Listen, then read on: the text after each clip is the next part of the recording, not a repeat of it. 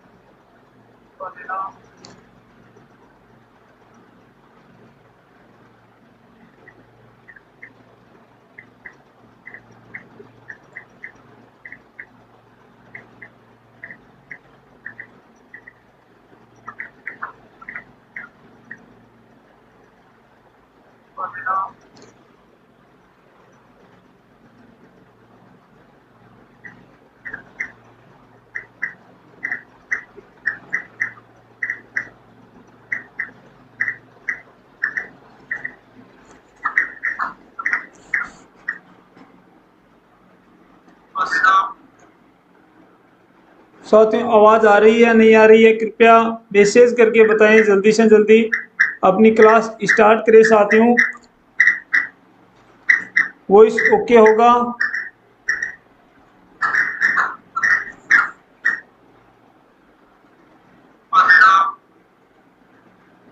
साथियों, आवाज़ आ रही है या नहीं आ रही है, कृपया मैसेज करके बताएं। जल्दी से जल्दी अपनी क्लास स्टार्ट करें साथियों। वॉइस ओके होगा? चलो साथियों, वॉइस ओके है। सभी को गुड इवनिंग, राम राम जी। सभी साथी जुड़ जाइए। साथियों, आज हम लेने वाले हैं हमारा पहला टॉपिक न्यूमेरिकल सिस्टम। पहला टॉपिक क्या है? न्यूमेरिकल सिस्टम, यानी जिसको हिंदी में हम कहते हैं संख्या पद्धति। साथियों, आप जानते हो कि विभिन्न प्रतियोगी परीक्षाओं में संख्या पद्धति से जरूर क्वेश्चन पूछे जाते हैं, तो सबसे पहला टॉपिक हमारा यही रहेगा। और परसों क्या है, ये टॉपिक थोड़ा सा हमारा तकनीकी मिस्टेक के कारण डिस्टर्ब हो गया था, तो आज हम उसको बहुत ही अच्छे ढंग से दोबारा रिवीजन करने वाले हैं और क्वेश्चनों को शानदार तरीके से पढ़ेंगे।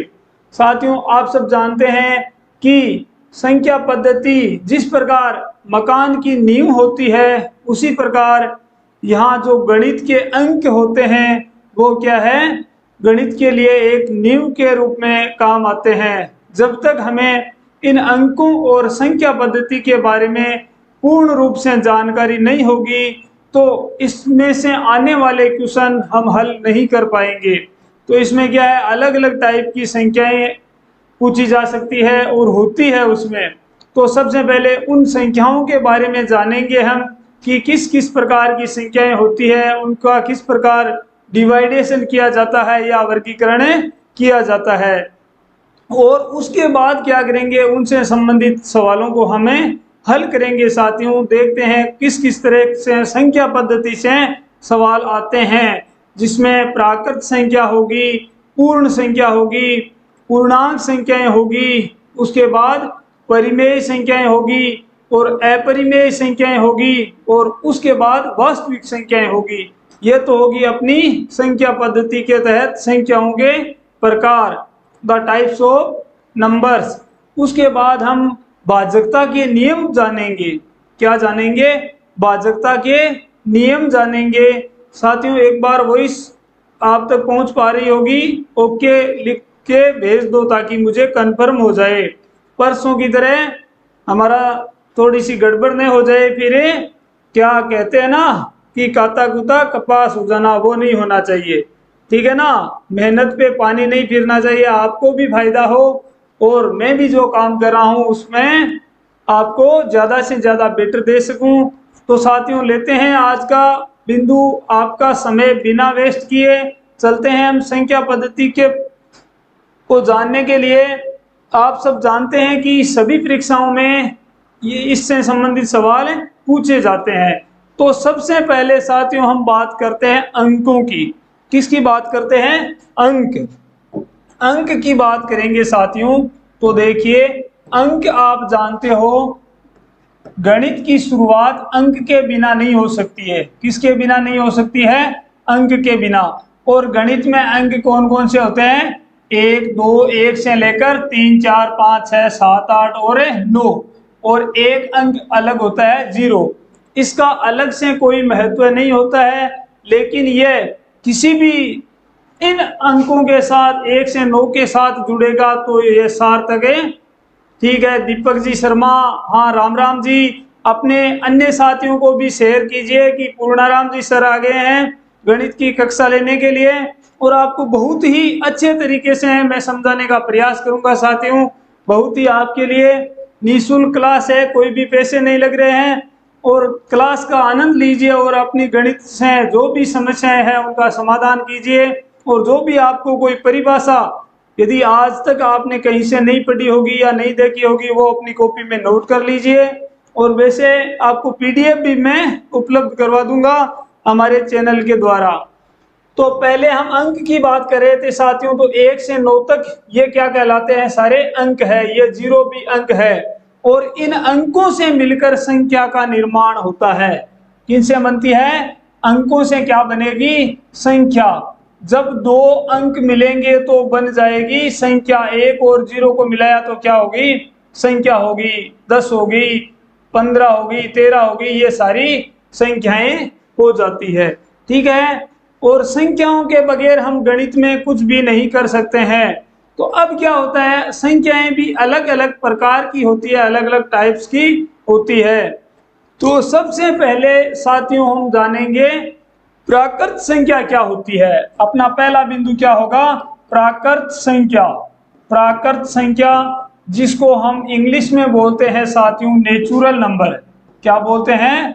नेचुरल नंबर बोलते हैं। संख्या को नंबर बोला जाता है। और आप जानते ही होंगे प्राकृत संख्या कहां से स्टार्ट होती है साथियों। प्रश्न आ जाए कि सबसे छोटी प्राकृत संख्या क्या है, तो आपका क्या जवाब होगा? कमेंट बॉक्स में लिख के बताइए मुझे कि सबसे छोटी प्राकृत संख्या क्या है। मैं परिभाषा बताता हूं साथियों। प्राकृत संख्या जो संख्या 1 से स्टार्ट होती है या 1 से शुरू होती है और अनंत तक चलती है, उनको हम प्राकृत संख्या कहते हैं। तो ये कहां से शुरू होती है? 1 से शुरू होती है साथियों, और कहां तक चलती है? 3 4 5 6 7 8 9 10। इसकी सीमा को आप कहीं तक बढ़ा दो, अनंत तक, यानी आगे लास्ट में इसकी कोई सीमा नहीं होती है। यह पहली संख्या होती है प्राकृत संख्या। ठीक है साथियों। अब दूसरी टाइप की संख्या के बारे में। प्राकृत संख्या के वैसे तो सबसे छोटी प्राकृत संख्या का पूछा जा सकता है, और आगे यदि कोई प्रश्न बनेगा तो उनकी हमें चर्चा करेंगे। दूसरी संख्या है पूर्ण संख्या। कौन सी संख्या है? पूर्ण संख्या। दूसरी टाइप की संख्या को बोलते हैं हमें पूर्ण संख्या। ठीक है, जिसको कहा जाता है whole number. WHO whole number. ठीक है, पूर्ण संख्या। पूर्ण संख्या की परिभाषा यह है कि यदि प्राकृत संख्या में शून्य को शामिल कर लिया जाए तो वो पूर्ण संख्या बन जाती है। यानी प्राकृत संख्या में क्या करेंगे? शामिल है, 0 को शामिल कर लेंगे। 0 को आपने शामिल कर लिया और पूर्ण संख्या बन गई। 0 1 2 3 4, और ये भी अनंत तक चलती है। तीसरी संख्या है साथियों पूर्णांक संख्याएं। कौन सी है? पूर्णांक संख्याएं। वैसे संख्या बोलो या संख्याएं बोलो, बहुवचन है तो संख्या भी संख्याएं बोल सकते हैं। पूर्णांक संख्याओं में साथियों जब पूर्ण संख्या है उसमें ऋणात्मक वाली संख्याओं को यदि आप शामिल कर लेते हैं तो वो पूर्णांक संख्याएं बन जाती है। जैसे -3 -2 -1 0 1 2 3 4, ये दोनों तरफ ध्यान रखना अनंत तक चलती है, ऋणात्मक के तरफ भी और धनात्मक तरफ भी। पूर्णांक संख्याओं को हम संख्या रेखा पर दर्शाया जाता है, और संख्या रेखा पर दर्शाने के बाद साथियों इससे संबंधित एक प्रश्न आता है कि आप इन दो संख्याओं के बीच की परिमेय संख्या ज्ञात कीजिए। परिमेय संख्या भी क्या आएगी? उस पूर्णांक में आ जाएगी। इनके बीच की संख्या निकालिए। जैसे 0 और 1 के बीच की एक संख्या निकालिए तो वो संख्या क्या होगी, 1/2 होगी। 0 और -1 के बीच दो संख्याएं निकालो, 3 निकालो, 5 निकालो, कितनी भी संख्याएं निकाली जा सकती है। तो यह होगी पूर्णांक संख्या। 4 नंबर की संख्या अपनी कौन सी होगी, पूर्णांक संख्या के बाद परिमेय संख्या। 4 नंबर होगी साथियों परिमेय संख्या। परिमेय संख्या की परिभाषा आप जानते होंगे। परिमेय संख्या का मतलब होता है वे संख्याएं जिन्हें P/Q के रूप में लिखा जा सकता है। P/Q के रूप में लिखा जा सकता है और जहां Q का मान यानी हर वाली संख्या का मान 0 नहीं होना चाहिए। यदि 0 हो जाएगा तो वो परिमेय संख्या नहीं होगी। यानी जिन्हें शॉर्ट में लिख रहा हूं मैं, जिन्हें P/Q के रूप में लिखा जा सकता है तो इसको हमें परिमेय संख्या कहते हैं। और Q का मान 0 नहीं होगा, यह ध्यान रखना साथियों। Q का मान क्या होगा, 0 नहीं हो सकता। 5वीं संख्या है अपरिमेय संख्या। क्या होगी, अपरिमेय संख्याएं। जो संख्याएं परिमेय संख्या में नहीं आती है उनको हम अपरिमेय संख्या में लेते हैं। तो अपरिमेय संख्याओं में कौन सी होगी साथियों, अंडर रूट में जो संख्याएं आएगी और इनके मान क्या होते हैं, √2, √3, √4। √4 नहीं होगा, √5। ये नहीं कि √4 भी हो जाए, √2 भी हो जाए, क्योंकि उनका तो पूर्ण वर्ग संभव है। जिनका पूर्ण वर्ग नहीं होता है वे अपरिमेय संख्याओं में आएगी। यानी इनका वर्गमूल भी निकालेंगे तो क्या है, दशमलव के बाद आगे कभी भी अंत नहीं होता है, मान लगातार आता रहता है। साथियों अपने दोस्तों को भी शेयर कीजिए, ज्यादा से ज्यादा जुड़िए ताकि अपनी क्लास का आप आनंद ले सको। 5 नंबर संख्या होगी, देखो पहली प्राकृत संख्या पूर्ण संख्या, तीसरी पूर्णांक संख्याएं, चौथी परिमेय संख्याएं और पांचवी क्या थी, पांचवी थी अपरिमेय संख्या। और छठी हो जाएगी, छठी संख्या कौन सी लेंगे हमें, वास्तविक संख्या। वास्तविक संख्याएं, वास्तविक संख्याएं ये लेनी है साथियों। तो वास्तविक संख्या में कौन सी संख्याएं आएगी, इसको इंग्लिश में कहते हैं रियल नंबर। वास्तविक संख्या को रियल नंबर बोला जाता है साथियों। और रियल नंबर में आपको ध्यान रखना है कौन कौन सी संख्याएं आएगी। जो हमने 1 से 5 तक सारी ली थी ना, वो सारी इसमें आ जाएगी। यानी प्राकृत संख्या भी आएगी, पूर्ण संख्या, पूर्णांक, परिमेय और अपरिमेय सारी संख्याएं मिलकर क्या बनती है, वास्तविक संख्याएं कहलाती है। ये इस चीज का ध्यान रखना है। ठीक है साथियों, अब संख्याओं के बारे में आगे बढ़ते हैं। तो एक होती है सम संख्या। सम संख्या, इसके बारे में तो सभी को पता है। सम संख्या वह संख्या होती है साथियों जिसमें 2 का भाग पूरा पूरा जाए, जिसमें 2 का भाग पूरा पूरा जाता हो वो सम संख्या कहलाती है। और जिसमें 2 का भाग पूरा पूरा नहीं जाता है उसे क्या कहते हैं, विषम संख्या। जिसमें 2 का भाग पूरा पूरा नहीं जाएगा उसे विषम संख्या कहेंगे। ये तो है 2, 4, 6, 8 ये सम संख्या का उदाहरण है। और विषम संख्या का 1, 3, 5, 7, 9 ये विषम संख्याएं होती है। ठीक है, ये तो सबको पता ही है। ज्यादा आप मान लो किसी को नहीं हो पता तो एक बार कन्फर्म हो जाए। और ये होगी 7 और 8। ठीक है, अब 9वीं संख्या हम लेते हैं भाज्य अभाज्य संख्या ले लेते हैं। पहले कौन सी लेंगे, अभाज्य संख्याएं। अभाज्य संख्या वो होती है साथियों जिस संख्या के केवल और केवल 2 ही गुणनखंड होते हैं, वो अभाज्य संख्या कहलाती है। यानी एक तो वे ऐसी संख्या, इसकी दूसरी रूप में परिभाषा बोले तो ऐसी संख्या जिसमें संख्या स्वयं और 1 के अलावा किसी अन्य संख्या का भाग नहीं जाता हो, वो अभाज्य संख्या कहलाती है। ठीक है, जैसे उदाहरण लेते हैं, हमने सबसे पहले 2 ले लिया। ठीक है, अभाज्य संख्या के केवल या इस प्रकार की संख्या के, थोड़ा लिख देता हूं, इस प्रकार की संख्या के केवल 2 ही गुणनखंड होंगे। संख्या के केवल 2 ही गुणनखंड होंगे, यह ध्यान रखना। 2 ही गुणनखंड वो कौन कौन से होंगे, वो उस संख्या पे डिपेंड करेगा कि वो संख्या क्या है। जैसे देखो हमने ले लिया इसमें से देखो 2 ले लिया। सबसे पहले क्या लेते हैं, 2 लेते हैं। तो 2 में किस किस का भाग जाएगा, एक तो 1 का भाग जाता है और एक 2 का जाता है। 3 ले लिया, 3 में 1 का भाग जाएगा और 3 खुद का जाएगा। 5 ले लिया, 5 में 1 का भाग जाएगा और 5 का भाग जाएगा। इनके अलावा किसी का नहीं जा रहा है ना। तो ये गुणनखंड है इसके, यानी जिस संख्या का भाग जा रहा है वो इसके क्या है, गुणनखंड है।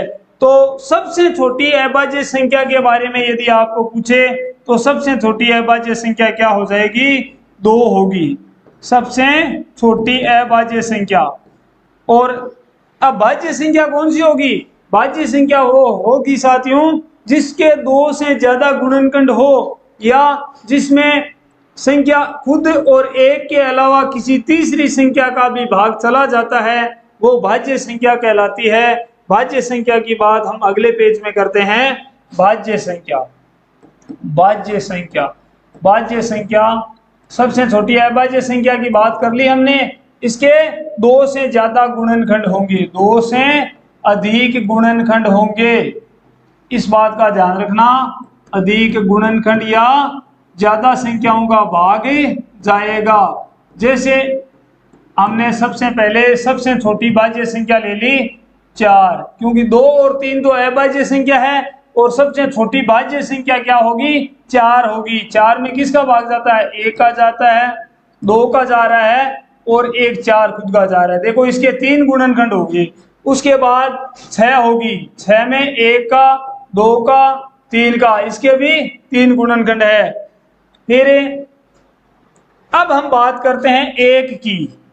अब आप बताओ कि 1 भाज्य संख्या है या अभाज्य संख्या है। 1 किसमें आएगी, हमने सबसे छोटी संख्या अभाज्य ले ली, उसमें 2 था, और सबसे छोटी जो भाज्य संख्या ली है उसमें क्या है, 4 है। तो 1 को किसमें लेंगे साथियों, 1 को आपको ध्यान रखना है ये न तो भाज्य है और न ही अभाज्य है, इसको हम बोलते हैं संयुक्त संख्या। क्या बोलेंगे साथियों, संयुक्त संख्या। एग्जाम में पूछ ले कि 1 है वो भाज्य है या अभाज्य है तो उसको आप संयुक्त संख्या में गिनेंगे, और ये सम भी नहीं है, विषम संख्या मान सकते हैं इसको, क्योंकि 2 का भाग नहीं जाता है। एक हम अभाज्य संख्याओं की बात कर रहे थे यहाँ साथियों, तो देखिए जो अभाज्य संख्याएं हैं अपनी, यहाँ कौन कौन सी ली थी हमने, 1 2 3 5 ये ली थी ना। तो आगे भी हम दिखते हैं, एक नहीं है सॉरी, 2 से, 2 3 5 7 11, उसके बाद 13, उसके बाद 17, उसके बाद 19, उसके बाद 23, उसके बाद 29, उसके बाद 31। अब आपको बताना है कमेंट करके कि 1 से 100 तक कितनी अभाज्य संख्याएं होती है। 1 से 100 तक की अभाज्य संख्याएं बताइए, ये प्रश्न है साथियों आपके लिए। उनकी संख्या कितनी होगी 100 तक की अभाज्य संख्याओं की, ऐसा प्रश्न आ सकता है। अभाज्य संख्याएं बताइए, उनकी संख्या बतानी है आपको। आप बताओगे तो ठीक है, वरना मैं आपको आंसर बता दूंगा संख्याएं कितनी होगी।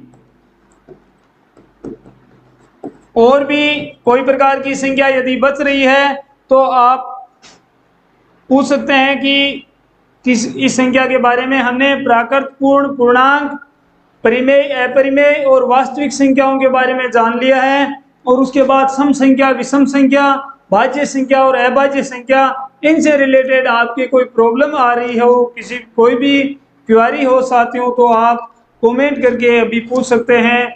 जहां तक संभव होगा मैं आपको आंसर बताऊंगा। अब हम आगे वाला जो टॉपिक लेते हैं वो लेते हैं भाजकता के नियम। भाजकता के नियम के बारे में थोड़ा सा जान लेंगे, क्योंकि उससे संबंधित सवाल एग्जाम में पूछे जाते हैं भाजकता से संबंधित। तो सबसे पहले साथियों हम चलते हैं भाजकता के नियम के लिए। देखिए भाजकता का नियम क्या कहता है। भाजकता के नियम, इसकी क्यों आवश्यकता पड़ती है, इसकी आवश्यकता इसलिए पड़ती है साथियों कि 4 अंकों की, 5 अंकों की, 10 अंकों की, 7 अंकों की, मान लो बहुत बड़ी संख्या आ जाए ऐसे, और उसमें से हमें पूछ ले कि आप बिना भाग दिए बताइए कि इस संख्या में 2 का, 3 का या अमुक संख्या का भाग जा रहा है या नहीं जा रहा है। तो कुछ एक हमें भाजकता के नियमों का यदि पता होगा ना, तो हम आराम से बता सकते हैं कि ये संख्या 3 से या 5 से विभाजित होगी या नहीं होगी, उसके अनुसार अपना क्वेश्चन हल कर सकते हैं। तो थोड़ी सी हम जानकारी ले लेते हैं भाजकता के नियम से संबंधित। सबसे पहले सरल से चलते हैं हम, 2 से भाजकता का नियम। तो 2 से, इसको ऐसे भी बोल सकते हैं विभाज्यता का नियम या भाजकता का नियम, विभाज्यता का नियम। तो 2 से भाजकता का नियम क्या है दोस्तों? 2 से भाजकता का नियम यह है कि कितनी भी बड़ी संख्या हो जाए, चाहे 2 अंकों की हो, चाहे 5 की हो, चाहे 10 की हो, चाहे 50 अंकों की हो, ठीक है, उसमें आपको सबसे पहले इकाई का अंक देखना है। और इकाई के अंक की जगह यदि 0, 2, 4, 6 और 8 में से होगा ना, तो वो संख्या 2 से पूरी पूरी बाहर विभाजित होगी। इकाई की जगह आपको क्या देखना है? इकाई का अंक, यह देखना है आपको। और उसकी जगह आपकी नजर जानी चाहिए 0, 2, 4, 6 व 8, इनमें से 5 अंकों में से कोई भी अंक होगा तो वो संख्या 2 से पूरी बार विभाजित हो जाएगी। आगे बढ़ते हैं 3 से भाजकता के नियम की तरफ। 3 से भाजकता का नियम, 3 से भाजकता का नियम क्या है साथियों? 3 से भाजकता का नियम यह है कि अभी बता रहा हूं आपको, इनके किसी भी संख्या 2 अंकों की, 3 अंकों की, 5 अंकों की, यदि संख्या के अंकों का योग 3 से विभाजित हो रहा है तो वो संख्या भी 3 से पूरी पूरी बार विभाजित होगी। यानी अंकों के योग में किस प्रकार होता है वो आपको बता रहा हूं। 3 से भाजकता का नियम यह कह रहा है अंकों के योग में, अंकों के योग में किसका भाग जाना चाहिए? 3 का भाग जाना चाहिए। बस इस बात का ध्यान रखना है, भाग जाना चाहिए। भाग जाएगा तो ये 3 से विभाजित हो जाएगी, और नहीं जाएगा तो नहीं होगी। एक संख्या लेते हैं हमें, ये संख्या ले ली 5 अंकों की, और प्रश्न आ गया कि बताइए कि ये 3 से विभाजित होगी या नहीं होगी। तो हम क्या करेंगे? हम देखो इनको जोड़ेंगे। 5 और 4 कितना हो गया? 5 + 4 + 6 + 4 + 2, इस प्रकार जोड़ना है साथियों सभी को। 5 और 4 9, 9 और 6 15, 15 और 4 19, 19 और 2 कितने हो गए? 21 हो गए। अब आप देखिए 21 में भाग जा रहा है 3 का, तो ठीक है 21 में जा रहा है तो ये इतनी बड़ी संख्या भी 3 से पूरी पूरी बार विभाजित हो जाएगी। यह है 3 से भाजकता का नियम। अब बात करते हैं हम 4 से भाजकता के नियम की। 4 से भाजकता का नियम, 4 से भाजकता का नियम क्या कहता है साथियों कि किसी भी संख्या के, कितने भी बड़ी संख्या हो, उसका इकाई और दहाई 2 अंकों को देखना है। इकाई और दहाई के अंक में यदि 4 का भाग पूरा पूरा जा रहा है तो वो पूरी संख्या 4 से पूरी पूरी बार विभाजित होगी। देखो कोई भी उदाहरण पहले थोड़ा लिख देता हूं। 4 से भाजकता का नियम, इकाई और दहाई, ये देखना है। दहाई में 4 का भाग है, 4 का भाग चला जाएगा तो वो संख्या 3 से पूरी बार विभाजित होगी। जैसे उदाहरण लेते हैं हमें 5, 9, 6, 4, 1 और 2। अब देखो इकाई, दहाई, सैकड़ा, हजार, 10,000, लाख, 5,96,412, ये है ना। अब इन 2 अंकों को देखना आप, इकाई और दहाई। इकाई और दहाई का अंक क्या है? 12 है। 12 में 4 का भाग जा रहा है, तो इसमें भी 4 का भाग जाएगा। और यदि 6 अंकों की संख्या आ जाए, यहाँ 1 आ जाए, अब इकाई और दहाई का अंक क्या बन गया? 21 बन गया, तो अब भाग 4 का नहीं जाएगा। इस बात का ध्यान रखना है। आगे बढ़ते हैं 5 से भाजकता का नियम। 5 से भाजकता का नियम यह है साथियों कि जिस संख्या के इकाई में, जिस संख्या के इकाई की जगह एक तो 0 हो और दूसरा इकाई के स्थान पर, इकाई के स्थान पर 0 या 5 आए, 0 या 5 आए तो वो संख्या 5 से पूरी बार विभाजित हो जाएगी। या तो 0 होना चाहिए या 5 आना चाहिए, उसमें 5 का भाग चला जाएगा। 6 से भाजकता का नियम यह है कि जो संख्या दो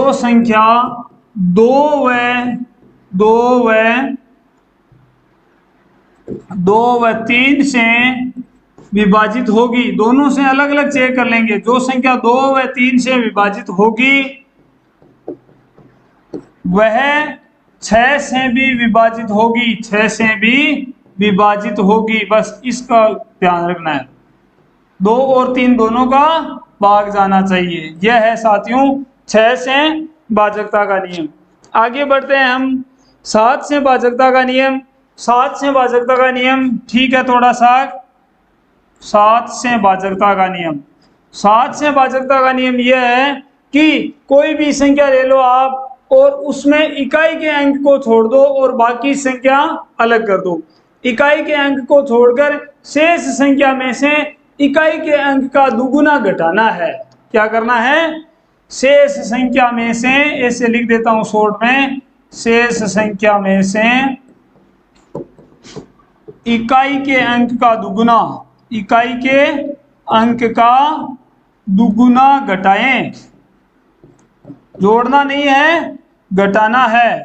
अभी उदाहरण करके घटाना है, उदाहरण द्वारा समझ लेते हैं इसको हम।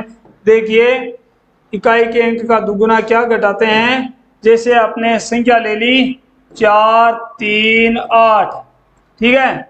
अब इसमें देखना है 7 का भाग पूरा पूरा जा रहा है या नहीं जा रहा है। तो ये दो तो आप अलग ले लो, 4, 3 और 8 का दुगुना कर दो, 8 दूनी 16, ठीक है। अब इसमें से घटा दो, 13 में से 6 गए 7 और 3 में से 1 गया, 1 इसको दे दिया, या 4, 3, 1, 6 से घटा लेते हैं। 13 में से 6 गए 7, 1 इधर हो गया, 3 बचे, 3 में से 1 गया 2। अब 2 27 आ रहे हैं ना, 27 में 7 का भाग जा रहा है या नहीं जा रहा है? नहीं जा रहा है। तो इस संख्या में भी 438 में भी 7 का भाग नहीं जाएगा। इस प्रकार चेक करना है आपको। यदि कोई भी नियम समझ में नहीं आए तो आप कमेंट करके बता सकते हैं। अब चलते हैं 8 से भाजकता का नियम। 8 से भाजकता का नियम में यह है, 8 से भाजकता का नियम, भाजकता का नियम इसमें दोस्तों यह है कि जो 4 के समान सा है, लगभग थोड़ा सा अंतर है।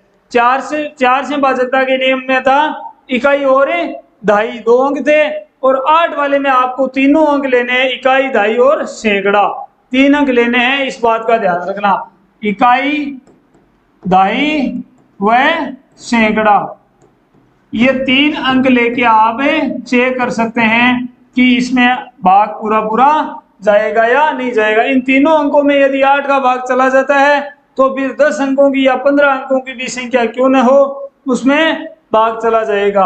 आगे बढ़ते हैं 9 से भाजकता का नियम।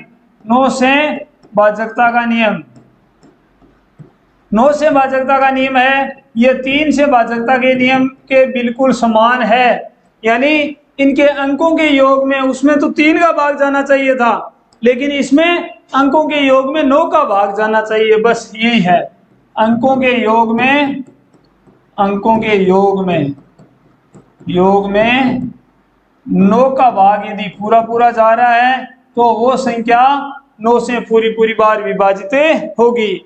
10 से सब जानते ही हैं आप, 10 से भाजकता का नियम एकदम इजी है। इसमें केवल एक ही शर्त है कि इकाई के अंक की जगह क्या आना चाहिए, इकाई का अंक 0 होना चाहिए। यदि 0 होगा तभी 10 का भाग पूरा पूरा जाएगा, वरना नहीं जाएगा। और आगे है 11 से भाजकता का नियम। 11 से भाजकता का नियम, इससे संबंधित एक प्रश्न भी हल करेंगे साथियों में। तो पहले एग्जाम में भी 1-2 बार पूछा जा चुका है कि यह संख्या 11 से विभाजित होगी या नहीं होगी। 3 से और 9 से ऐसे भी क्वेश्चन आते हैं, 7 वाला भी आता है, ठीक है। तो 11 से भाजकता का नियम यह है कि जो संख्या है 5 अंकों की, 7 अंकों की, 9 अंकों की, 10 अंकों की, उसमें आपको देखना है कि उसके सम स्थानों के अंकों का योग और विषम स्थानों के अंकों का योग, फिर उन दोनों का अंतर यदि 0 या 11 आ जाए तो वो संख्या 11 से पूरी पूरी बार विभाजित है, और 0 और 11 के अलावा कोई संख्या आए तो वो 11 से विभाजित नहीं होगी। एक उदाहरण उदाहरण द्वारा इसको समझते हैं हम। जैसे 5, 1, 4, 2, 6, 7, ठीक है, कितने अंकों की संख्या होगी? 6 अंकों की संख्या होगी।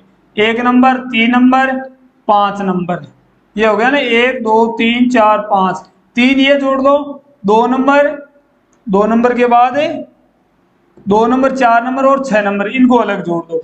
5, 4, 9, 9 और 6 15 हो गए, ठीक है। 15 में से घटा लो, 1, 2 और 1 3, 3 और 7 10, 10 घटा लो, कितने बच रहे हैं? 5 बच रहे हैं। यहाँ या तो 0 आना चाहिए था या 11 आना चाहिए था। इनमें से यदि दोनों आ जाते तो यह संख्या 11 से विभाजित हो जाती, और ये मान नहीं आया, इसलिए यह 11 से विभाजित नहीं है। बस सीधी सी बात है, अपने को भाग लगाना ही नहीं है, ठीक है। ये 11 से भाजकता का नियम था, यानी सम स्थानों के अंकों का योग, लिख देता हूं थोड़ा सा, सम स्थानों के अंकों का योग, अंकों का योग माइनस से घटाना है विषम स्थानों के, विषम स्थानों के अंकों का योग। बस ये है। इस योग और उनका अंतर का अंतर क्या आना चाहिए? अंतर आना चाहिए 0 या 11। ये दोनों में से एक आएगा तो वो 11 से विभाजित होगी, और ये नहीं आएगा तो 11 से विभाजित नहीं होगी। एक क्वेश्चन पूछा था साथियों आपको कि 1, 2 से लेकर 100 तक की कितनी अभाज्य संख्याएं होती है? 2 से 100 तक कितनी अभाज्य संख्याएं होती है? आपका उत्तर अभी तक नहीं आया है दोस्तों। कुछ संख्याएं मैंने लिखी भी थी, आप ध्यान रखना या गिन के बताना है। इनकी संख्या होती है साथियों 25। कितनी अभाज्य संख्याएं होती है? 100 तक 25 संख्याएं अभाज्य संख्याएं होती है। आगे कभी एग्जाम में आ जाए तो याद रखना। यह हो गया साथियों भाजकता के नियम है। अब एक संख्या है अभाज्य संख्याएं, क्या है? अभाज्य नहीं, सॉरी, सह अभाज्य संख्याएं, सह अभाज्य संख्याएं, उसकी बात कर लेते हैं थोड़ी सी। सह अभाज्य संख्याएं, सह अभाज्य संख्याएं कौन सी होती है? सह अभाज्य संख्याएं वो होती है दोस्तों यदि a और b दो ऐसी संख्याएं हैं जिनका मैस है या HCF केवल एक ही है, तो वो आपस में क्या होगी? सह अभाज्य संख्याएं होगी, ठीक है। कोष्टक ऐसे प्रश्न पूछ सकता है कि इनमें से 4 युग्म दे दिए और इनमें से कौन सा जोड़ा सह अभाज्य संख्याओं का है या कौन सा जोड़ा सह अभाज्य संख्याओं का नहीं है। ऐसा प्रश्न पहले आया हुआ है, इसलिए आपको बता रहा हूं। सह अभाज्य संख्याएं ए व बी लिख देता हूं मैं परिभाषा। 2 सह अभाज्य संख्याएं हैं, अभाज्य संख्याएं हैं यदि ए व बी का HCF ध्यान रखना है, यानी महत्तम समापवर्त केवल एक हो। यदि इनका केवल एक ही में से एक हो ना, तो ये दोनों सह अभाज्य संख्याएं होगी। उदाहरण के द्वारा आपको बता रहा हूं, जैसे 2 व 3 दोनों सह अभाज्य संख्याएं हैं, ठीक है ना। इसके अलावा 3 व 4 भी सह अभाज्य है, फिर 4 व 5 हो सकती है, और 6 व 7 हो सकती है, ठीक है। ये ऐसा पूछ लिया और एक जोड़ा दे दिया उसने 2 व 4, कौन सी सह अभाज्य संख्याएं नहीं है, तो ये सह अभाज्य संख्याएं नहीं होगी क्योंकि इनका HCF एक नहीं होगा। और बाकी सब कोई सी भी संख्या देख लो आप, इनका HCF या मैस है एक ही होता है। ये हमने बात कर ली है सह अभाज्य संख्या की। अब एक देखते हैं, उदाहरण बता दिया आपको। एक जो भाग करते हैं हमें, तो भाग में क्या होता है? 3-4 संख्याएं होती है, भाज्य, भाजक, भागफल और शेषफल। इनसे संबंधित प्रश्न पूछा जाता है और कहा जाता है कि इनमें क्या संबंध है। तो दोस्तों देख लीजिए इनमें क्या संबंध होता है, यानी कौन सा भाज्य होता है, कौन सा भाजक होता है और कौन सा भागफल होता है। दो में अपने को क्या सस्पेंस रहता है, ये तो होता है भाज्य, ठीक है। और ये क्या होता है, भाजक, भाजक नहीं भागफल, ये होता है भागफल है। और जिसका भाग लगाते हैं हमें वो भाजक कहलाता है। और जो हल करने के बाद एक्स वाई जेड घटाने के बाद जो बचता है उसको हम कहते हैं शेषफल। और इसमें चारों चीजों में साथियों एक संबंध होता है, वो संबंध यह है कि भाज्य बराबर है भाजक गुणा भागफल है। भाजक, भाजक लिखो, भाजक इंटू भागफल है, ये इसका और इसका गुणा कर देंगे, भाजक गुणा भागफल है। और प्लस में क्या आएगा, प्लस में आ जाएगा शेषफल, प्लस में शेषफल आ जाएगा, यह संबंध होता है। और इसको ऐसे स्तर द्वारा लिखे तो a बराबर b q plus r, r को शेषफल, ये बी भाज्य है, यह भाजक और यह भागफल, इस समीकरण द्वारा भी पूछा जाता है। और इस शेषफल का मान हमेशा क्या होता है, इस भाजक से छोटा होता है। क्या होता है, भाजक से छोटा होता है। इसके बराबर यदि हो जाएगा तो शेषफल नहीं आएगा। ठीक है, तो ये तो इसकी बात थी। अब जो संख्या पद्धति या न्यूमेरिकल सिस्टम से संबंधित जो भी सवाल साथियों एग्जाम में पूछे जाते हैं उन सवालों की आज हम चर्चा कर लेते हैं। 10 क्वेश्चन लेके आया हूं मैं, मेरी तरफ से बहुत ही अच्छे सवाल लेके आया हूं, आप देखना, उनको मिलाना, और जो भी आपकी एग्जाम में कोई प्रश्न आया हुआ है उनके बारे में बताना। यदि आपको कोई हल करने में प्रॉब्लम हो रही है तो कमेंट करके पूछना, उससे मैं आपको आगे वाले सेशन में भी बता सकता हूं। तो आज के सवाल लेते हैं अब साथियों संख्या पद्धति से। ये तो सारी हमने परिभाषाओं की बात कर ली और उनके विभिन्न प्रकारों के बारे में जान लिया। आज का पहला क्वेश्चन है कि जांच कीजिए कि 341 एक अभाज्य संख्या है या नहीं है। यहां मैंने हाथ से लिखा है इसलिए ऑप्शन नहीं दिया है साथियों आपको समझाने के लिए। ठीक है, तो ये देखना है कि ये अभाज्य संख्या है या नहीं है। तो इसके लिए हम क्या करेंगे, ये देखेंगे कि ये 341 किसके पास है। 341 जैसे 20 का वर्ग कितना होता है, 400 होता है, 20 का स्क्वायर करेंगे तो 400 आएगा। और 19 का वर्ग कितना होता है, इसका आएगा 361। और 18 का वर्ग कितना आएगा, 324 आएगा। ये थोड़ा सा वर्ग आप भी याद कर लेना लगभग 30-40 तक। तो देखो ये 19 के वर्ग से छोटी है, यहाँ 361 है, इससे छोटी है ना, तो हम लिख सकते हैं यहाँ कि 19 का जो वर्ग है वो बड़ा है 341 से, बड़ा है या नहीं है। ये हमने इसलिए लिखा है कि सबसे पहले अभाज्य है या अभाज्य है ऐसा देखने के लिए क्या करेंगे कि ये किस संख्या के वर्ग के बराबर है या किससे छोटी है। उसे ये जो संख्या दी हुई है उससे छोटे वाली संख्या का वर्ग लेना है, बड़ी वाली का नहीं लेना है। अब हम क्या करेंगे, यहाँ लिखेंगे कि 19 से छोटी अभाज्य संख्याएं कौन कौन सी है, ये जानने के लिए, ये बात जानने के लिए लिखेंगे 19 से छोटी, लिखो 19 से छोटी अभाज्य संख्याएं, अभाज्य संख्याएं। बस आप ये जान लोगे तो इसका उत्तर आप निकाल पाओगे। तो देखो एक तो 2 होती है, 3 होती है, 5, 7, 11, 13 और 17 ये होती है। 19 तो ये होगी, इसको लेना नहीं है। इनमें से आप चेक करो कि इस 341 में कौन सी संख्या का भाग जा रहा है। तो यहाँ साथियों हम देखेंगे तो जो इस 11 है इसका भाग इसमें पूरा पूरा जाएगा। भाग लगा के चेक कर लेते हैं, यदि किसी भी छोटी वाली अभाज्य संख्या का भाग नहीं जाएगा तो ये हो जाएगी अभाज्य संख्या, और यदि ये भाग चला जाएगा किसी भी अभाज्य संख्या का तो होगी ये भाज्य संख्या। तो देखिए 11 33, एक बचा, एक उतार दिया, 11 कम है 11, यानी ये 11 से पूरी पूरी बार विभाजित होती है, इसलिए हम इसको क्या लिखेंगे, 341 एक भाज्य संख्या है, इसलिए 341 एक भाज्य संख्या है। ये बात है साथियों, 341 एक भाज्य संख्या है। आगे बढ़ते हैं, दूसरा क्वेश्चन पढ़िए आप, तब तक पानी पी लेता हूं मैं।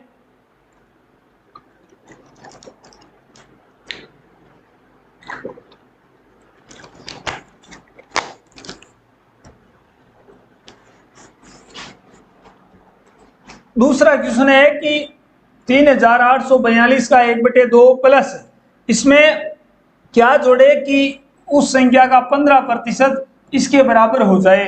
तो हम क्या करेंगे, 3842 का 1/2% है तो सीधा इसका 1/2 कर दो आप, इसका मतलब 1/2 से गुणा करना है और प्लस में लिख देंगे x का 15%। तो 15 बटे क्वेश्चन मार्क की जगह x लिख दिया और उसका 15% है 15/100 लिख दिया और बराबर हमने लिख दिया 2449। ठीक है, अब इसको सरल करेंगे, इससे काटेंगे तो ये आएगा 1921 प्लस इसको काटेंगे तो ये 3 बार और ये 20 बार, ये हो जाएगा 3x/20 और बराबर आ जाएगा 2449। इसमें से ये इधर ले जाओ और घटा लो 1921, कितना बच रहा है 8, 2 और 14 में से 9 गए 5, 528 बच रहे हैं। तो x बराबर आ जाएगा 528 इंटू 20, ये 20 भाग में चला जाए, भाग में है तो गुणा में चला जाएगा और 3 नीचे आ जाएगा। अब 3 का भाग लगा दो इसमें, x का मान निकालने के लिए 1 बार 2 बचा और 2 उतार दिया 7 बार और 1 बचा 8 उतार दिया 6 बार चला गया। ठीक है, अब 176 को आप 20 से गुणा कर दो, 20 से गुणा करेंगे तो x बराबर मान क्या आएगा, ये 0 लगा दिया मैंने पहले से, 6 दूनी 12, 7 दूनी 14 और 1 15, 2 और 1 3, 3520 आ जाएगा साथियों। इसका 3520 का 15% इन दोनों को जोड़ेंगे तो इसके बराबर होगा। तीसरा क्वेश्चन है √x - 1 का होल स्क्वायर बराबर है 8 माइनस √28। इसमें x का मान निकालना है ताकि ये समीकरण सरल हो जाए। ये भी संख्या पद्धति से ही संबंधित सवाल है, लेकिन इसमें क्या है, सर्व समीका लगा दी। सर्व समीकाओं की भी एक दिन हम बात करेंगे। जो a+b का होल स्क्वायर होता है, a - b का होल स्क्वायर होता है, a+b की घात 3 होती है, कई होते हैं ना, उनकी एक दिन अलग से चर्चा करेंगे हम, यदि आपकी मांग होगी तो। इसको सरल करते हैं दोस्तों हम। तो देखिए थोड़ा सा इधर ले लेता हूं मैं, यहां इस भाग को तो आप ऐसे ही लिखो, √x - 1 का होल स्क्वायर बराबर, इसको हम लिख सकते हैं 4 गुणा 2 और माइनस √28 को लिख देंगे 7 इंटू 4, यहां हो गया 4 इंटू 2 और माइनस ये 2 बाहर आ जाएगा और √7 आ जाएगा। ठीक है, इसको सरल करेंगे साथियों, ये तो इस तरफ है ही अपना पद, इसको हम क्या करेंगे, ऐसे लिख देंगे √7 - 1 का वर्ग। ये करके चेक करते हैं कि इसका मान इसके बराबर आता है या नहीं आ रहा है। तो ये आपको मैं देखो a - b का होल स्क्वायर वाला सूत्र बताता हूं, a - b का होल स्क्वायर, इसके बराबर आता है a स्क्वायर -2ab और प्लस b², ये मान आता है ना। तो इसी प्रकार ये हो जाएगा 7 - 1 का होल स्क्वायर, तो 7 √7 का वर्ग 7 हो जाएगा, -2 गुणा √7 और गुणा 1 ये लिख दो और प्लस क्या आ जाएगा b² मतलब 1 का वर्ग हो जाएगा, 7 और 1 8 हो गया, 8 माइनस 2 √7 ये हो गया। ये देखो 4 दूनी 8, ये 8 और 2 √7 ये हो गया ना। इस प्रकार ये माने आ जाएगा। ये जो मैंने समझाया इसको इधर ले लेते हैं। अब देखो इसको मैं यहां लिख रहा हूं √x - 1 का होल स्क्वायर। अब क्या करेंगे, 2 से 2 घात हटा दो, हमें x का मान निकालना है। बचा क्या, √x - 1 बचा इस तरफ तो, और इस तरफ √7 - 1 बचा, -1 से -1 कट गया। अब आगे √x बराबर बचा है √7। अब दोनों तरफ वर्ग कर दो, चाहे √ से √ आप हटा दो, x का मान क्या आ जाएगा 7 आ जाएगा। ये उत्तर होगा जो भी आपके ऑप्शन में होगा। सवाल आए तो इस तरीके से हल कर देना। 4 नंबर क्वेश्चन है 66 का स्क्वायर - 34 का स्क्वायर को हल कीजिए। तो यहाँ आपको ये सूत्र लगाना है a² - b²। इसके बराबर क्या होता है a + b और a - b, ये भी एक सर्व समीका है। क्या बोलते हैं इसको, सर्व समीका। सर्व समीका द्वारा इसको आसानी से हल कर सकते हैं। और यदि ये सर्व समीका हमें याद नहीं है तो फिर 66 को 66 से गुणा करेंगे और 34 को 34 से गुणा करेंगे, या इनका वर्ग याद है तो वर्ग सीधा लिख के फिर घटा भी सकते हैं। लेकिन इन दोनों से यदि ये सूत्र याद है तो अपने इसको थोड़ा सा जल्दी हल कर सकते हैं। तो देखिए यहाँ मैं लिखता हूँ 66 का स्क्वायर माइनस 34 का स्क्वायर बराबर हो जाएगा 66 प्लस 34, और इधर हो जाएगा क्या होगा 66 माइनस 34 होगा। इन दोनों का योग किया तो ये तो हो गया 100, और यहाँ कितना बचा 66 में से 34 घटाया तो 32 बच गया। ठीक है, अब सीधा गुणा कर लो, 100 को 32 से गुणा करेंगे तो 3200 यह आंसर आ जाएगा। क्वेश्चन नंबर 5 है साथियों, यदि a व b a से धन पूर्णांक है कि a square minus b square बराबर 19 है तो a का मान ज्ञात कीजिए या b का मान भी ज्ञात कर सकते हैं। तो ये दिया हुआ है a square minus b square बराबर क्या दिया हुआ है, ये कह रहा है 19 दिया हुआ है, और इसको हम 1 से गुणा कर दे तो भी कोई फर्क नहीं पड़ेगा। इसके वो पहले वाली सर्व समीका लगाएंगे a माइनस बी और a प्लस बी, ये सर्व समीका लगा दी और बराबर लिख दिया 19 इंटू 1। अब क्या करेंगे, इसके बराबर तो 19 लिख देंगे, इसके बराबर 1 लिख देंगे। वैसे कोई सी भी संख्या लिख दो कोई फर्क नहीं पड़ेगा। अब देखो मैं लिख देता हूं a प्लस बी बराबर 19 और a माइनस बी बराबर 1, 0 1 लिख दें। अब दोनों समीकरणों को आप जोड़ दो तो क्या हो जाएगा, b से b कैंसिल हो जाएगा, यहाँ हो जाएगा 2a और यहाँ जोड़ेंगे तो आ जाएगा 20। तो इससे a का मान आएगा दोस्तों 10, इससे a का मान आ गया, b का मान भी निकाल सकते हैं। क्वेश्चन नंबर 6 है, काफी अच्छा क्वेश्चन है। संख्या 13 की घात 2003 है और ये पूछ रहा है कि इसमें इकाई का अंक क्या होगा, यानी इसको 13 की घात को 2003 बार गुणा करेंगे तो इकाई का अंक क्या आएगा। साथियों व्यू बहुत कम आ रहे हैं, क्या बात है, क्लास रुचिप्रद नहीं है क्या, गणित की क्लास नीरस चल रही है। देखो थोड़ी सी हिम्मत रखो, और आप भी काफी अच्छे सवाल लेके आया हूं, मेहनत करके अपने दोस्तों को जोड़ो और शेयर करो। कोई भी आपको सवाल समझ में नहीं आ रहा है तो आप पूछ सकते हो, दूसरे तरीके से समझाने का प्रयास करूंगा। तो ये कह रहा है कि इसमें इकाई का अंक क्या होगा, इसको इतनी बार गुणा करेंगे तो क्या आएगा। तो देखिए दोस्तों इसको हम ऐसे करते हैं कि 13 की घात 2003 ये है ना, मैं इकाई का अंक ज्ञात करना है, हमें इकाई का अंक निकालना है, इकाई अंक। तो हम क्या करेंगे, हमें 13 से क्या मतलब है, हमें तो 3 से मतलब है, 3 का जो इकाई का अंक गुणा करेंगे वो इकाई का अंक होगा। तो हम इसमें जो चीज निकालनी है वो लिख देंगे 3 की घात में 2003, यहाँ दाई का अंक पड़ा रहेगा, इसमें इकाई का अंक आप बस ये ज्ञात कर लो, और अपना ये चाहे यहाँ कितनी भी बड़ी संख्या हो जाए आप केवल इकाई वाले अंक को ले लो और वो मैक्सिमम जो घात है वो लगा दो, और उसके बाद आपको क्या करना है कि उस घात को इस रूप में टुकड़ों में बांटना है ताकि यह सरल हो जाए।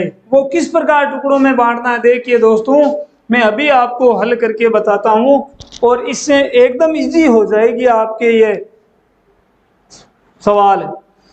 मैं लेता हूं 3 की घात 4, 3 की घात 4 लेंगे और इसमें इकाई का अंक ज्ञात करेंगे। पहले इसमें इकाई का अंक क्या होगा, इकाई का अंक देखो, इसमें इकाई का अंक आएगा 1।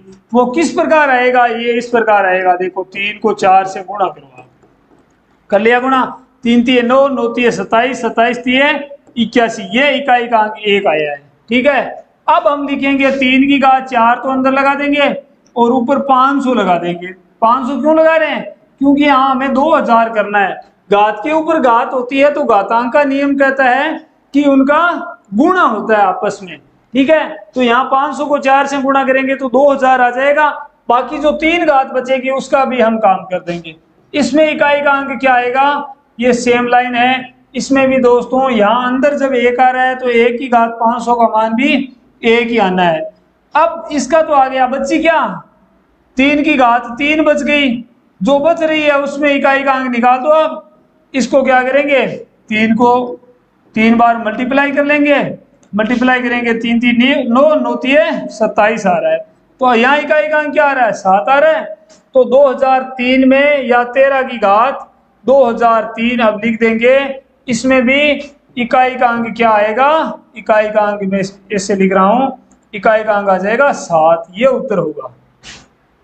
प्रश्न नंबर 7 है 48 को किस संख्या से गुणा करने पर प्राप्त गुणनफल, ये कह रहा है किस संख्या से गुणा करें, x से गुणा कर दो और इन दोनों से गुणा करने के बराबर आ जाए या इसके गुणनफल के बराबर आ जाए, ये बता रहा है। तो 48 को हम गुणा करेंगे x से और बराबर आना चाहिए 173 और 240 के गुणनफल के बराबर। अब आप x का मान निकालो, ज्यादा हार्ड नहीं है, सरल सा सवाल है ये 240। लेकिन गणना करते समय ध्यान रखना कि गलत नहीं हो जाए, जो भी भाग हो या गुणा हो। देखो 24 एकम 24, ये 0 मैंने यहाँ लगा दिया, 24 गुणा 48। यदि 24 का पहाड़ा आपको आ रहा हो तो ऐसे काट दो, 2 से ये 5 बार 173 यानी 173 को आप 5 से मल्टीप्लाई कर दो, 5 3 15, 5 7 35 और 1 36, 5 और 3 8, यानी x का मान 865 आएगा। जब 865 को हम 48 से गुणा करेंगे तो इन दोनों के गुणनफल के बराबर आ जाएगा। दोस्तों ये बात है। 8वें क्वेश्चन की तरफ बढ़ते हैं। यह भी अच्छा क्वेश्चन है, भाजकता के नियम की जो हमने चर्चा की थी। ये सवाल भी एक बार एग्जाम में पूछा जा चुका है। 136 किसी संख्या को 136 से भाग देने पर शेषफल 36 से प्राप्त होता है, तो उसी संख्या को 17 से भाग देने पर शेषफल क्या आएगा। तो हम यहां लिख देंगे, माना 136 से भाग देने पर भागफल तो आ जाएगा, जो हमने नियम पढ़ा था ना, भागफल क्यू वह शेषफल है। शेषफल जो दिया हुआ है वो ही लिखेंगे, शेषफल 36 आएगा। ये लाइन लिख दी हमने, क्योंकि भाग तो 136 से दे रहे हैं, 136 से भाग देने पर भागफल क्यों आ जाएगा। भागफल यहाँ दिया हुआ नहीं है और शेषफल दिया हुआ है 36, तो ये कह रहा है कि उसी संख्या को 17 से भाग देने पर शेषफल क्या आएगा। तो जो भाज्य बराबर भाजक गुणा भागफल प्लस शेषफल वो नियम लगाया था ना, वही नियम यहाँ लगा देंगे। अब यहाँ लगाएंगे तो देखेंगे तब संख्या क्या आएगी। संख्या या वो जो a लिखा था या भाज्य लिखा था, भाज्य बराबर है, ये भाज्य ज्ञात कर रहे हैं हम। तो भाज्य बराबर क्या लिखें, 136 गुणा क्यू, जिसका भाग लगा रहे हैं वो होगा ना प्लस शेषफल 36, ऐसे लिख दो इसको। भाज्य बराबर भाजक गुणा भागफल प्लस शेषफल। देखो शेषफल ये 36 रहा और भागफल क्यों लिया था, ये भागफल रहा और इसका भाग लगाया था। अब इसको हम क्या लिखेंगे, ऐसे टुकड़ों में बांटेंगे। 17 गुणा 8, 17 8 136 होता है, और इसको टुकड़ों में तोड़ दिया 17 गुणा 8 के रूप में, और यहाँ क्यों ले लिया। तो ये 17 क्यों लिया है, 17 के रूप में इसलिए तोड़ा है कि ये कह रहा है कि 17 से भाग देने पर शेषफल क्या आएगा वो ज्ञात करने के लिए। तो यहाँ भी क्या लिखेंगे, 36 को मैं ऐसे तोड़ूंगा, 17 गुणा 2, 17 गुणा 34, और जो 2 बच रहे हैं उसको मैं यहाँ लिख दूंगा। अब मैं क्या करूंगा, यहाँ दोनों से 17 कॉमन ले लूंगा। क्या कॉमन ले सकते हैं हमें, यहाँ भी 17 है और यहाँ भी 17 है, क्योंकि वो बोल रहा है कि 17 से भाग देने पर बचेगा क्या। तो 17 कॉमन लेंगे या 17 गुणा 2 कॉमन ले सकते हैं। देखो यहाँ आप 17 इंटू 2 कॉमन ले लो, 17 इंटू 2 कॉमन ले लिया, तो यहाँ से 2 कॉमन आ गया, तो क्या बचे 4 दूनी 8, 4 क्यों बच गया, और प्लस में वो 2, ये 2 बच गया। तो ये 17 से जब भाग देंगे तो क्या शेषफल आएगा, 2 शेषफल आएगा, उत्तर आएगा। तो ये बच रहा है, ये शेषफल आएगा, 2 शेषफल। इस प्रकार होगा ये। 9वां क्वेश्चन है, यदि 1y 3y 6 पूर्णतया 11 से विभक्त हो या 11 का पूरा भाग जा रहा हो तो y का मान ज्ञात कीजिए। हमने चर्चा की थी 11 से भाजकता के नियम की किसी संख्या के सम स्थानों के अंकों का योग और विषम स्थानों के अंकों का योग और उनका अंतर निकालेंगे। तो यदि अंतर 0 या 11 आता है तो वो संख्या 11 से पूरी पूरी बार विभाजित होती है। तो देखिए वही नियम यहाँ लगाएंगे, तो इनको जोड़ेंगे 1 + 3 + 6। देखो 1 1 3 5 ये विषम स्थान है और ये सम स्थान जोड़ दो, माइनस कोष्टक में y + y बराबर 0 रख दो। यहाँ हो गया 6 और 3 9 और 10 10 माइनस 2y, y और y को जोड़ा तो 2y बराबर 0। तो 2y बराबर हो गया 10 और y बराबर आ गया 10/2 यानी 5। जब y का मान यहाँ 5 होगा तो क्या हो जाएगी, यह संख्या 11 से पूरी पूरी बार विभाजित हो जाएगी। इस प्रकार आपको करना है।